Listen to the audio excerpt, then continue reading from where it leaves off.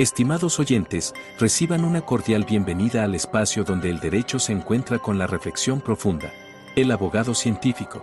Este foro es nuestra dedicación a explorar las intersecciones entre las disciplinas jurídicas y el pensamiento crítico, ofreciendo un escenario para el diálogo intelectual y el desarrollo personal en el mundo del derecho. Acompaña a Andrés Arellano en este viaje de indagación y descubrimiento. Cada capítulo está diseñado para profundizar en cómo el razonamiento analítico influye y fortalece nuestras prácticas legales, desafiando las convenciones y fomentando un entorno de aprendizaje basado en la comprensión y el razonamiento lógico.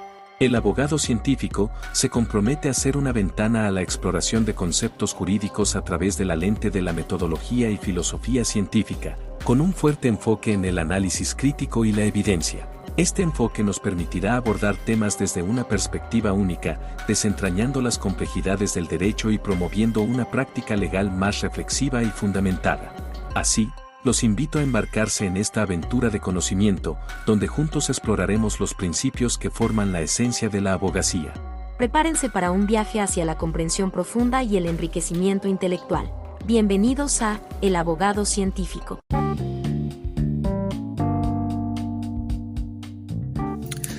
Me da gusto que estés de vuelta en el podcast ahora escuchando este episodio.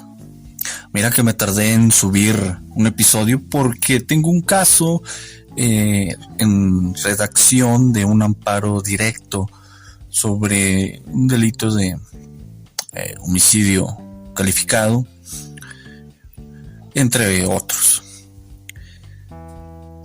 Y la cuestión de por medio es que se demostró un elemento del tipo penal a través de la prueba presuncional o circunstancial.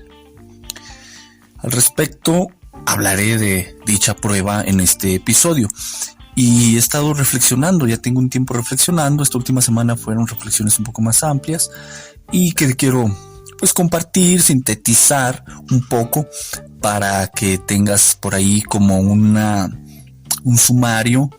En cuanto se te ofrezca, puedas volver a escuchar cuantas veces quieras el episodio y recordar, ¿verdad? Si en algo te sirve.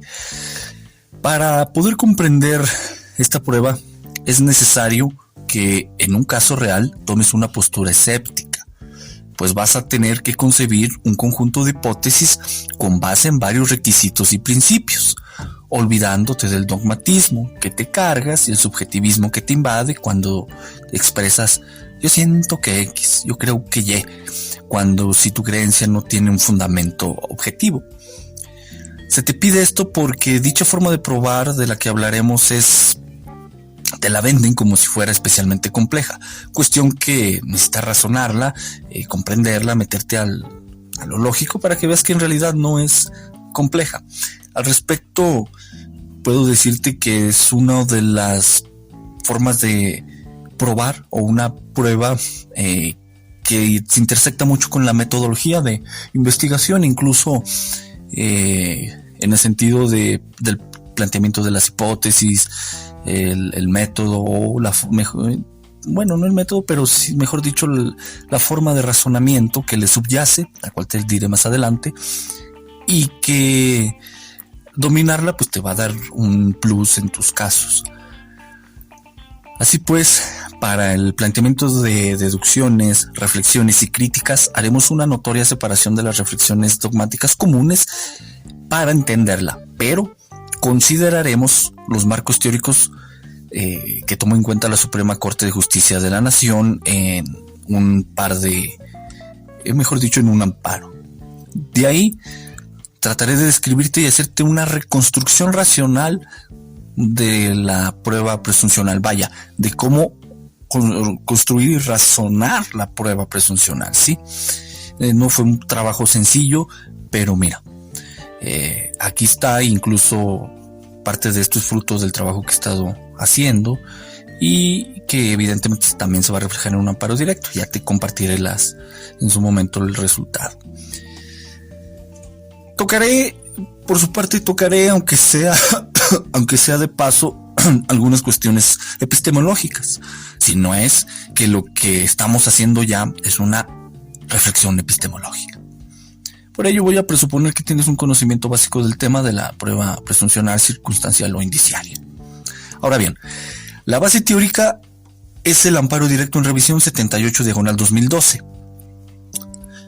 Una apelación de la segunda sala penal del Tribunal Superior de Justicia de mi estado, la cual surgió en el caso que te comento, en la que sigo fungiendo como defensor. Diversa bibliografía, por ejemplo, el Manual de Razonamiento Probatorio de la Suprema Corte de Justicia de la Nación, entre otros, o sea, para que comprenda la base bibliográfica de esto. Y en contexto, el tema de la prueba circunstancial ha sido muy estudiado por los juristas. Hay cantidad de bibliografía. Evidentemente, yo me acoté a revisar las anteriores.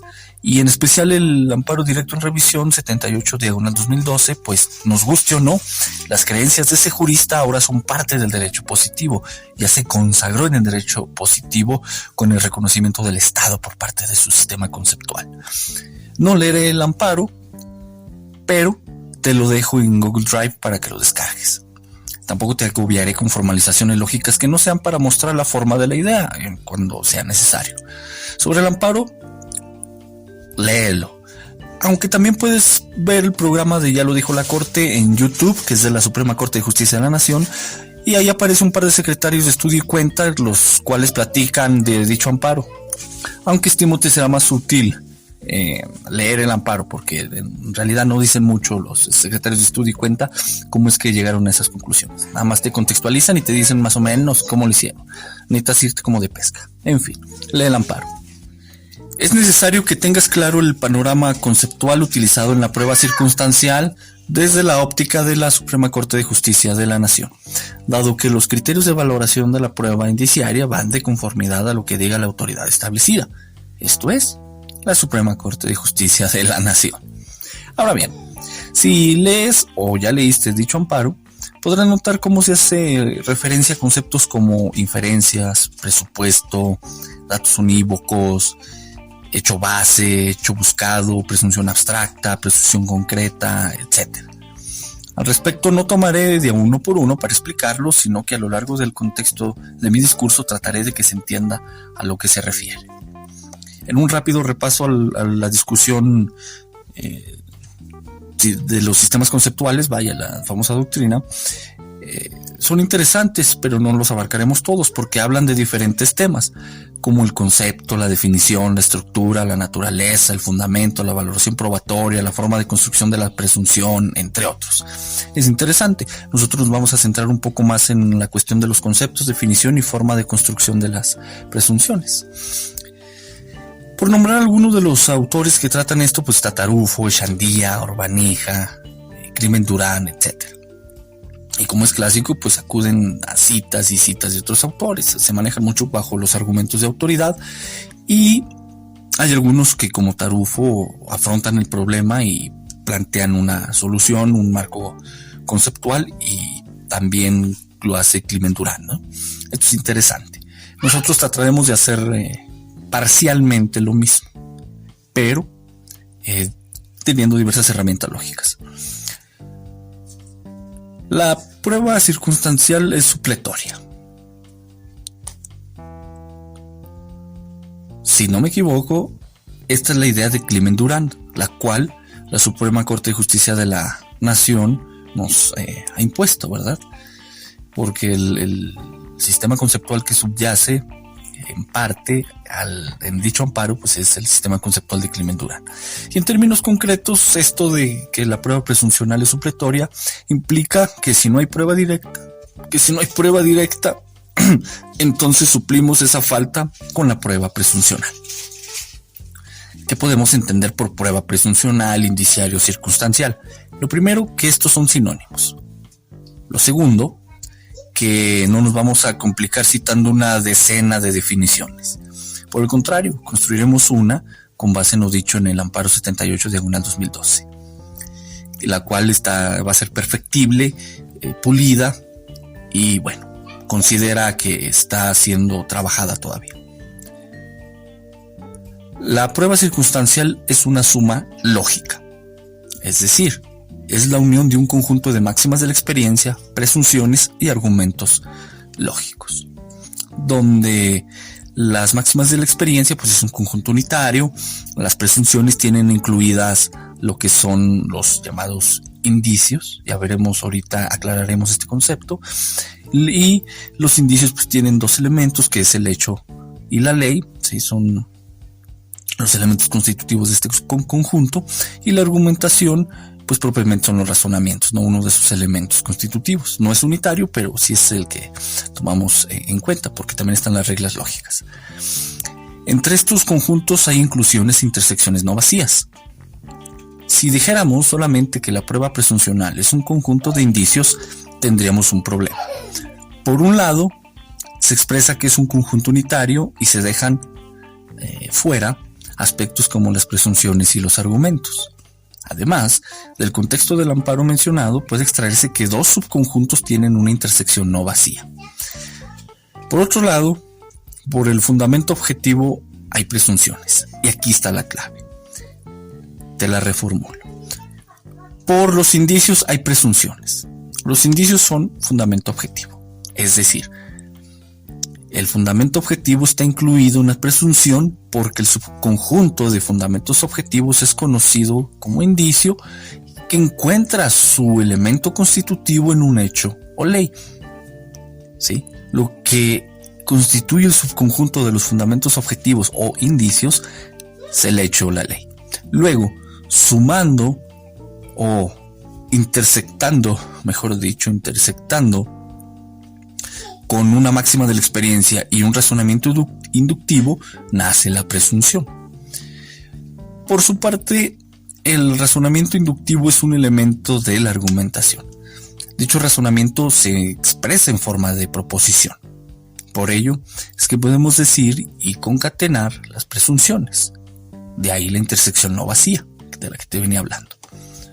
En otras palabras, la intersección que se genera entre la argumentación, los fundamentos objetivos y las presunciones derivadas de que los fundamentos objetivos, te reformulo, la intersección entre la argumentación, los fundamentos objetivos y las presunciones deriva de que los fundamentos objetivos y presunciones son expresadas por medio de proposiciones.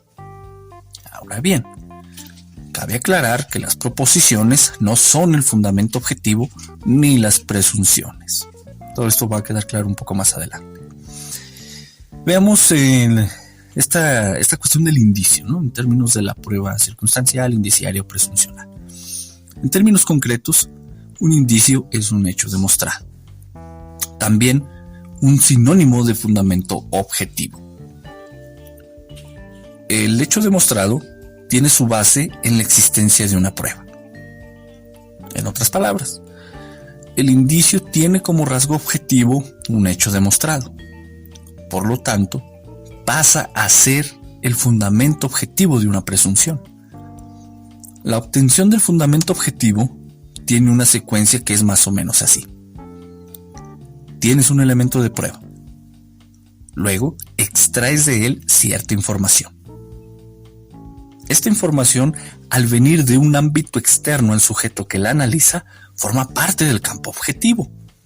Luego, una vez que se triangula, acuérdate del principio de triangulación, pasa a ser un hecho probado. Una vez que se tiene el hecho debidamente probado, nace el fundamento objetivo o indicio o hecho base que dará pie a que, con el puente de razonamiento inductivo, nazca la presunción abstracta o hipótesis inductiva. Esa hipótesis va a guiar tu observación y análisis de los demás datos que tengas que observar, en conjunto con reglas lógicas que iremos viendo. Ahora, presta especial atención a lo siguiente. La Suprema Corte de Justicia de la Nación dice que a lo abstracto le sigue lo concreto.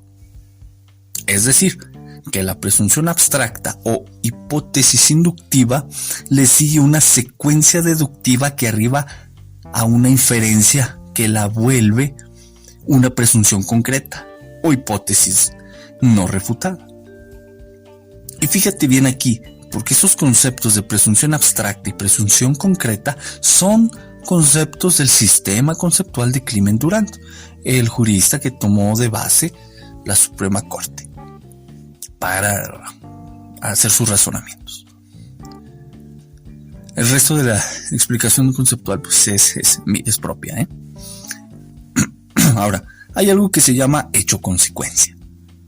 Si prestamos bien atención a tal nombre, veremos que ese concepto de consecuencia invita a reflexionar en el sentido de que al hecho B le antecede algo. Ese algo es el fundamento objetivo, o sea, el hecho base o indicio A. Luego, sumado a una inducción, nace el hecho consecuencia. Es decir, el fundamento objetivo A más un proceso de razonamiento de inducción da como consecuencia el hecho consecuencia. En términos argumentativos, lo identificas en la proposición condicional, por ser, desde el punto de vista lógico, el consecuente. El hecho consecuencia es, proposicionalmente y desde la lógica, el consecuente. Y pues el indicio, el fundamento objetivo, el antecedente. Esto quedará claro también más adelante. Ahora bien, hay algo importante. Dentro del proceso de razonamiento inductivo hay que tener en cuenta un principio ontológico de la prueba. Lo ordinario se presume, lo extraordinario se demuestra. En el sistema conceptual de Clement-Durand, y también que pues ya desarrolló la Suprema Corte, se enuncia como principio de normalidad. En otras palabras, se busca regular el alcance de las inferencias mediante una razonabilidad que implica que las cosas pasan dentro de lo normado o adecuado o circunscrito a cierto contexto y secuencia causal de acontecimientos. Todo lo que no quede ahí es extraordinario.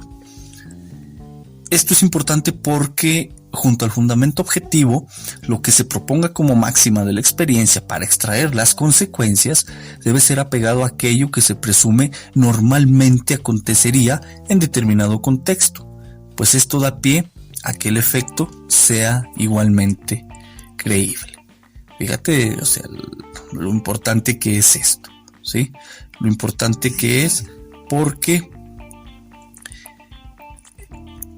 las negaciones son un poco más difíciles de probar que las afirmaciones, y esto impacta mucho también en el sentido que llegas en tu hipótesis inductiva. Vayamos a un ejemplo muy concreto y real que encuentras en el amparo 78/2012. Aquí, para refutar una presunción abstracta o una hipótesis inductiva, la Suprema Corte aplicó el principio ontológico de la prueba que ya enunciamos: del ordinario se presume, lo extraordinario se demuestra, y planteó lo siguiente: que el sujeto activo en 19 minutos realizó múltiples actividades ilícitas, así como de modificación del lugar del hecho. Vamos a ver si esto es ordinario o extraordinario. En total son 13 actividades. Veamos. Salir de un lugar y convencer al sujeto pasivo. Subir a una habitación en un segundo piso. Golpear al sujeto pasivo para dejarlo inconsciente. Despojar de la ropa al sujeto pasivo. Agredir sexualmente al sujeto pasivo. Asfixiar al sujeto pasivo hasta privarlo de la vida. Bajar el cuerpo del sujeto pasivo hasta la entrada de la casa donde se acontecieron los hechos. Trasladar el cuerpo del sujeto pasivo por todo un pasillo principal sin ser visto. Subir el cuerpo del sujeto pasivo a una planta alta del edificio donde acontecieron los hechos. Trasladar el cuerpo del sujeto pasivo hasta el lugar donde se encontrado. Cubrir el cuerpo del sujeto pasivo con unas colchonetas que estaban en el salón de usos múltiples. Poner las pertenencias del sujeto pasivo en la cornisa del salón y en un almacén del lugar donde fue encontrado el sujeto pasivo. Regresar a la casa donde acontecieron los hechos y modificar el lugar del hecho. Entrar a la casa y calentar sus alimentos y comer. Preguntemos ahora: ¿realizar estas actividades en 19 minutos es algo que normalmente acontecería? ¿Es algo ordinario? Evidentemente no. Por lo tanto, es algo extraordinario que tendría que demostrarse, según señala el principio ontológico referido, porque es mucho tiempo para unas actividades que tienen un grado de complejidad bastante perceptible, ¿sí? Esto lo puedes leer tú en el amparo directo. No es tal este razonamiento, pero sobre esta base parte. Por otro lado, igualmente el sistema conceptual base de la Suprema Corte habla del principio de causalidad y principio de oportunidad. Al respecto, esto no es algo novedoso. En filosofía de la ciencia, desde los años 60 se hablaba de vínculos causales. Al respecto, puedes por ahí buscar al filósofo y científico Bradford Hill. Por lo tanto, los principios que enuncia la Suprema Corte son necesarios, mas no suficiente, porque también nos falta el principio de coherencia. Esto entre la información existente, tanto en el conjunto proposicional, argumentativo, como externo en cuanto a las pruebas. Esto lo llama la Suprema Corte datos unívocos, pero es parte de un principio de coherencia. Y junto al principio de causalidad está el principio de especificidad, es decir, donde debe existir un solo efecto, ¿sí? Ahora bien, hay algo discutible porque Clement Durant habla de una certeza moral más que científica. Este tema lo dejamos para otra ocasión, pero él habla un poco ahí de la cuestión física y de la cuestión matemática y de la cuestión moral, ¿no? O sea, habla de certezas morales, no en el sentido de vida ordinaria, cosa que me llamó la atención y bueno, en algún momento lo deberemos de discutir. Hasta lo ahora expuesto llevamos mediana claridad, pero hay algunas cosillas todavía ambiguas. Vamos a darles claridad. Aquí empieza el terreno de la lógica. Inicialmente, con base en un hecho probado o fundamento objetivo, presumo lógicamente que pasó esto o aquello. Ese razonamiento conlleva la forma de una proposición condicional de si P, entonces Q, donde P y Q son proposiciones y el entonces es el condicional lógico. Es lo que llaman algunos nexo lógico. Ahora bien, ahí debemos de meterle otra cuestión que es propiamente una máxima de experiencia. Pero vamos por partes. Si presumo que pasaron ciertos hechos que lógicamente se conectan a través de un condicional, o sea, hay un antecedente y un consecuente, entonces llego a una confirmación hipotética. Llego a una hipótesis inductiva. Este tema lo trata Jordi Ferrer y otro autor en el Manual de Razonamiento Probatorio, si mal no recuerdo, por ahí a partir de la página 365. Sin embargo, yo soy un tanto bungiano y pues me apego en parte a la sistemática explicativa de Mario Bunge en cuanto al razonamiento, al método y razonamiento hipotético deductivo. Y desde este punto de vista es que te lo voy a explicar más que apegándome a lo que dice Jordi Ferrer, porque pues bueno, las razones sobran y no vienen al caso. El punto es que algunos juristas hablan de que hay una estructura que es la siguiente: hecho indicio más nexo lógico igual hecho presunto. Como observas, como escuchas, esta se sintetiza en una hipótesis inductiva, o sea, cuya base por un lado es el acontecimiento ontológicamente más plausible y ordinario, por otro, la estructura lógica básica de un condicional. El nexo lógico es el entonces, esa partecita es entonces que a veces se representa con una flechita a la derecha. Es el si P, entonces Q. Aquí está representado lógicamente esa estructura. El nexo lógico es esa palabra, el entonces. Pero evidentemente también están las premisas, ¿no? El P como condición suficiente para que pase Q. Y bueno, todo esto en su conjunto nos da el nexo lógico, no todo reducido a esa palabrita de entonces. Pero la idea ahí está puesta para poderme explicar. Nota que esto es algo muy básico. Nosotros buscaremos penetrar un poco más. Al respecto, nota esto. Una forma lógica no te va a garantizar la plausibilidad de la inferencia. Te repito. una forma lógica no te va a garantizar la plausibilidad de la inferencia. Para esto último, requerimos material fáctico más algunos principios. Por ello, dada la contingencia del fundamento objetivo, con base en el principio de coherencia, el principio ontológico de la prueba, la especificidad, la causalidad, esta cuestión de los vínculos causales es relevante, porque para cada efecto, evidentemente aquí pues se coincide con Climent-Durand por una cuestión epistemológica y lógica. O sea, no es novedoso lo que dice Climent-Durand, sino lo hace notar en esta prueba, que para cada efecto debe de haber una causa. Esa es la especificidad, ¿no?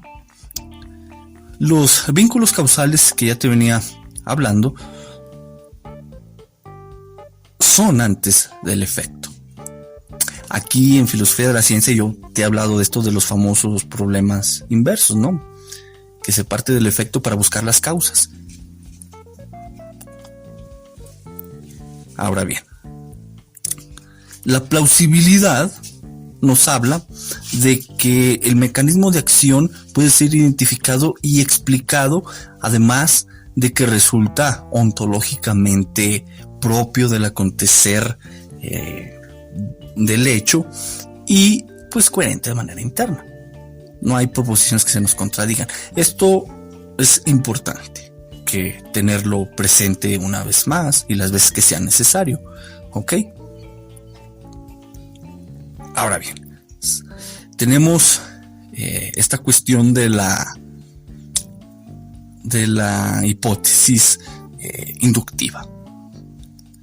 Esta hipótesis inductiva no es otra cosa más que la presunción abstracta. Céntrate en refutar tu hipótesis más que en intentar demostrarla. No busques solamente condiciones favorables, sino también las desfavorables, porque si tu hipótesis soporta las condiciones desfavorables, entonces estará bien establecida y vas a poder sostenerla argumentativamente ante un tribunal, ante un magistrado, una apelación, la etapa en la que te encuentres. Y con lo expuesto es que encuentras la clave para quitarle el valor a una presunción abstracta o concreta, o vaya, refutar una hipótesis inductiva. La clave, por un lado, porque más adelante te diré el otro lado, por un lado trata de refutar el conocimiento previo del que parte. Es decir, el fundamento objetivo y los conocimientos previos que se encuentran ahí y las máximas de la experiencia. O bien trata de refutar el efecto, que bueno, según el caso, pues ahí va a estar interesante, ¿no? Si lo logras. Para esto requieres evidentemente de pruebas, o bien pruebas para que extraigas de ahí fundamentos objetivos que indiquen una contradicción. Es decir, pruebas en contrario, vaya, contra indicios, le llama la doctrina, ¿no? Vaya, la idea es que pongas o algunos de ellos generen contradicciones. Y ahí entra el tema de la valoración probatoria, ¿no? Evidentemente, pero el punto es tener los llamados contraindicios. No estoy yo muy de acuerdo con ese concepto, pero con esa expresión lingüística, pero el concepto que le subyace, pues es el mismo que trato de decirte. Pasando a otro tema. En la construcción de tus inferencias hay una clave. Te repito, en la construcción de tus inferencias hay una clave. Las reglas lógicas planteadas en la forma de razonamiento de hipotético-deductiva nos ayudarán a dar claridad. ¿Sí? El método hipotético-deductivo es uno y el razonamiento que de él se va desprendiendo pues es otro, y es el que estamos tomando de base, ¿no? Porque habrá algunos puritanos que digan que es nada más hay razonamiento inductivo y deductivo. Pero bueno, es otro tema. Veamos. Tienes tu fundamento objetivo. Luego sumas una máxima de la experiencia que respeta o sigue los principios que te he venido comentando, el principio ontológico de la prueba, el de coherencia, especificidad, causalidad, oportunidad, plausibilidad, etc. y aquel que consideres aplicable y fundamentado, para que en el proceso mental de tu razonamiento de unir el fundamento objetivo y la máxima de la experiencia, obtengas una conclusión. Y en este proceso nace tu inducción y en efecto tu hipótesis. Veamos. Cuando obtengas tu conclusión de tus fundamentos objetivos más tu máxima de la experiencia y llegues a una conclusión lógica que es tu inducción, esta en su sentido argumentativo es una proposición, ¿sí? La vas a enunciar como una proposición. Esta proposición lógicamente es una proposición condicional de la forma que te he venido expresando. Si P, entonces Q. Llegado a este punto, ya tienes tu punto de partida para la argumentación. Esta es tu premisa inicial. En términos más exactos, es tu hipótesis inductiva o presunción abstracta, diría Clement y la Suprema Corte de Justicia de la Nación. Ya te lo venía adelantando. Veamos, este es el primer paso. Llegas a esta presunción abstracta, a esta hipótesis inductiva de tu fundamento objetivo, tu máxima de experiencia, llegas a una conclusión, tiene la forma de si P entonces Q, ahí tienes tu presunción abstracta. Ahora, ese es el primer paso. El segundo paso es sube, por decirlo de esta manera, súbela para que sea tu punto de partida, tu premisa inicial y empieces a hacer o realizar deducciones. Empieces a hacer deducciones, ¿sí? Por eso estamos hablando de hipotético deductivo. Ojo aquí, la inducción no se deja de lado porque debes de tener en cuenta otras hipótesis que también podrían ser plausibles. Sin embargo, de cada una, al llegar a estas hipótesis alternativas, estarías realizando el paso 1. Y el paso 2 sería ir deduciendo consecuencias. Veamos. De esa hipótesis o presunción abstracta, tienes que hacer inferencias para volverla concreta, dice la Suprema Corte. Es decir, extraer consecuencias tomando en consideración nuevamente máximas de la experiencia, pero ahora hay que sumarle lógica formal, como reglas de razonamiento, como el tollendo tollens, el modus ponens, el silogismo hipotético, etc. Aunado a los principios referidos y fundamentos objetivos que confirmen o nieguen el efecto o el consecuente, o bien el antecedente, según sea el caso. Los famosos contraindicios, ¿no? Llamándole en los fundamentos objetivos los contraindicios. No podemos decirle contrafundamentos objetivos porque suena ridículo. Esto te obliga a no solamente buscar reforzar la hipótesis, sino a refutarla. Te repito, esa presunción abstracta hay que volverla presunción concreta. Esto implica que extraigas consecuencias de tu presunción abstracta, de tu hipótesis inductiva, le pongas ahí una máxima de la experiencia, pero también le adhieras lógica formal, le adhieras los principios referidos anteriormente y le adhieras fundamentos objetivos que confirmen o nieguen el efecto o consecuente o el antecedente. ¿Me explico? Ahí ese es el proceso de razonamiento que estás realizando y obviamente tienes que revisar el material probatorio para ir extrayendo esos fundamentos objetivos que requieres. En este proceso de refutación más que de confirmación, encontrará los puntos ilógicos, los fundamentos objetivos en contrario, que harán o no viable y posible lógica, óntica, epistémica y jurídicamente tu hipótesis o la hipótesis de la autoridad, del juez o de la sala que estás analizando y que intentas refutar. Este proceso te hará encontrar nuevas hipótesis de las cuales tendrás que hacer el mismo proceso. En resumen, acudes a la lógica formal y datos empíricos, fundamentos objetivos, máximas de la experiencia, para refutar tu hipótesis o la de la autoridad. Veamos un ejemplo real basado en el amparo 78/2012 y esto lo encuentras en la página 100 a 106 de dicho amparo. Te recomiendo primero darle una leída y luego regreses aquí. El primer paso es que vamos a plantear la hipótesis inductiva o presunción abstracta. Vamos a llegar a ello. Primero, se tiene un hecho base o fundamento objetivo. El indicio es el siguiente. El sujeto pasivo se encontró frente a la puerta de la casa del sujeto activo. Según el amparo, este hecho nace de un testigo presencial que señala haber observado al sujeto pasivo a las 2 de la tarde con 1 minuto frente al domicilio del sujeto activo. Ahora, toca inferir consecuencias con base en una máxima de la experiencia. Perdón, te aclaro un dato, que estaba frente a la puerta de dicho domicilio. Me faltó decírtelo. El testigo presencial vio al sujeto pasivo a las 2 con 1 minuto de la tarde frente a la puerta del domicilio del sujeto pasivo. Este es lo que dice el testigo y del que nace el indicio o el fundamento objetivo. Vamos, a este hay que inferir consecuencias. Ese es el hecho base. Por sí solo, pues bueno, no podríamos inferir consecuencias por sí solo. Tenemos que sumarle una máxima de la experiencia para inferir consecuencias. Lo que nos enseña la vida es que las puertas son elementos de entrada y salida a cierto lugar. Ahí está la máxima de la experiencia. Haciendo ya el proceso mental de la inducción, ¿sí? Porque ya inferimos consecuencias con base en la máxima de la experiencia en el proceso que hemos estado realizando, y ahora toca hacer la inducción. Luego, si el sujeto pasivo estaba frente a la puerta del exterior del domicilio del sujeto activo, entonces el sujeto pasivo entró al domicilio del activo.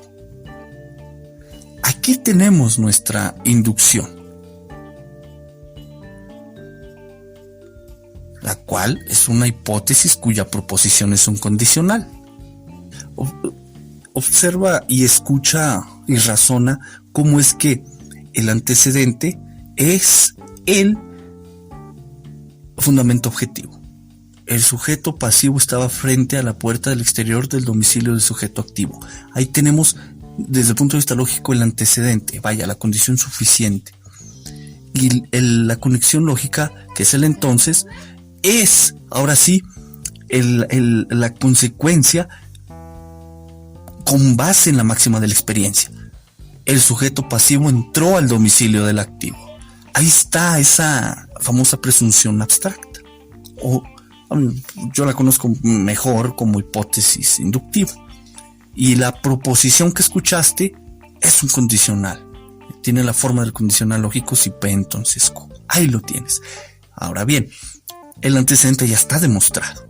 El sujeto pasivo estaba frente a la puerta del exterior del domicilio del sujeto activo. Ya tiene pruebas, es un fundamento objetivo, es un indicio, ya está demostrado, ya está probado.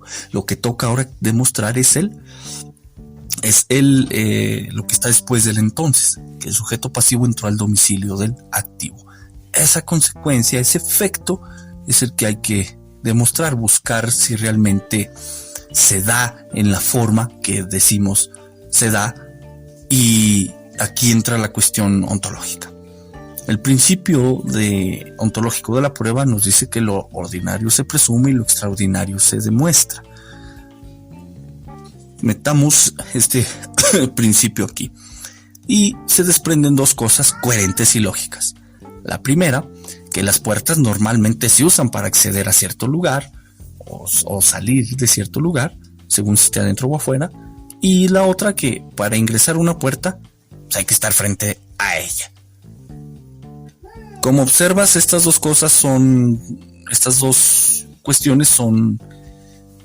proposiciones son coherentes porque no se contradicen.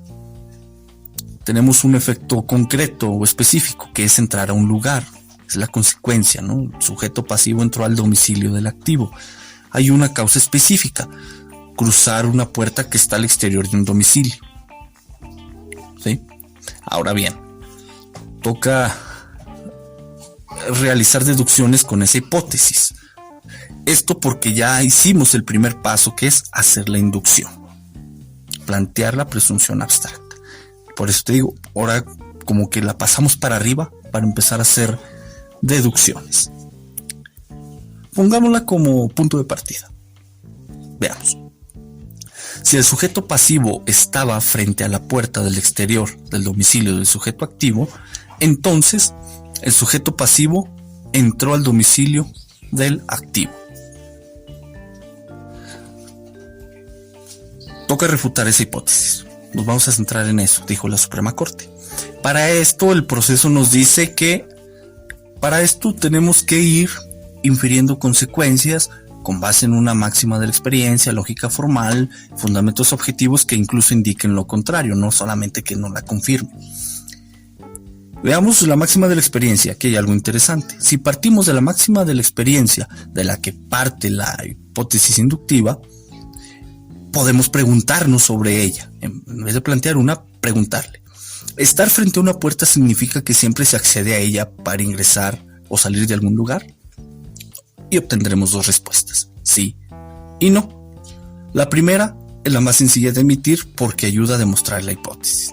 La segunda invita a encontrar fundamentos objetivos que indiquen que el sujeto pasivo no entró al lugar. Y de ahí hay que establecer otra hipótesis o presunción abstracta y demostrarla. Así, no siempre se tiene el efecto de entrar a un lugar, pues existen otras posibles hipótesis del por qué se está frente a una puerta. Por ejemplo, que va a otro lugar y en su paso le quedó la puerta del exterior del domicilio de determinada persona. O bien, solamente está observando algo de la puerta, el sujeto pasivo. La Suprema Corte razonó en el sentido de que si el sujeto pasivo estuvo frente a la puerta del exterior del domicilio del sujeto activo, entonces el sujeto pasivo iba a otro lado y en su paso le quedó de frente la puerta del exterior del domicilio del sujeto pasivo.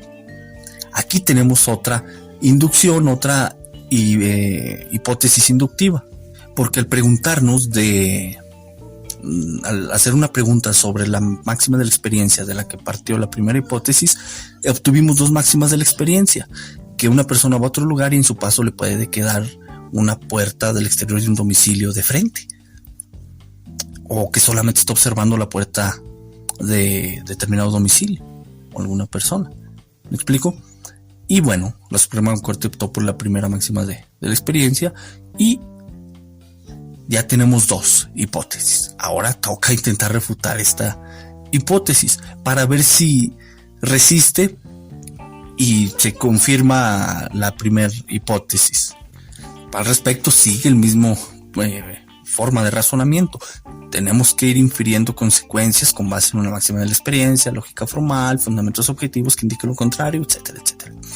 Pasando por el tamiz del principio ontológico de la prueba, la especificidad, la coherencia, causalidad, posibilidad, etcétera.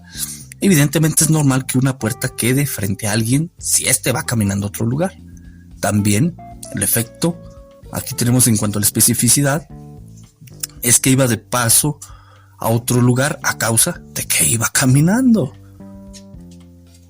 Un fundamento objetivo encontrado por la Suprema Corte de Justicia de la Nación para demostrar, en este caso se enfoca en la demostración de esta hipótesis, es un testigo presencial que miró al sujeto pasivo sentada un minuto antes en un lugar diferente y no frente a la puerta. Es decir, a las 2 de la tarde el sujeto pasivo estaba sentado en otro lugar y según esto, un minuto después estaba frente a la puerta del sujeto activo. De ahí que se tenga un fundamento en contrario al establecido en la primera hipótesis, ¿sí? Que refuta la lógica de la primera hipótesis, pero demuestra la razonabilidad de esta segunda hipótesis, aunque no intenta refutarla de manera total. Sí podemos extraer información para refutarla porque estaba sentada y no como tal iba caminando. Me explico, pero ya haciendo un ejercicio de razonamiento, pues se puede parar y caminar. Bien, es interesante. Así va funcionando esto de la prueba circunstancial. No nos atoremos aquí. Así pues, llegamos a una inferencia conclusiva. La primera hipótesis, el antecedente no es condición suficiente para el consecuente. Es decir, la causa no es suficiente para que se ocasione el efecto. Y aquí, una vez que detectas esta cuestión, es que entra en función las reglas de la lógica. En este caso el modus tollendo tollens, que indica lo siguiente: si P, entonces Q, no Q, por tanto no P. Aplicando esta regla lógica a la primera hipótesis inductiva, ya con lo que te he expresado, así en términos lisos y llanos se escucharía de la siguiente manera: si el sujeto pasivo estaba frente a la puerta del exterior del domicilio del sujeto activo, entonces el sujeto pasivo entró al domicilio del activo. Los razonamientos que expone la Suprema Corte y que te los he sintetizado indican que el sujeto pasivo no entró al domicilio del sujeto activo. Por lo tanto, es falso que haya estado frente a la puerta del exterior del domicilio del sujeto activo. Escucha cómo el si P entonces Q es la primera hipótesis, el no Q es la negación del consecuente, el efecto, y por tanto el no P es la negación del antecedente. Y esto viene de que hubo una prueba que mostró que en un minuto el sujeto pasivo se trasladó cierta distancia para estar frente a la puerta del sujeto activo, y ahí entra la cuestión del principio ontológico de la prueba, ¿verdad? Y razonamientos lógicos de distancia, tiempo y otras cosas. Y de ahí que...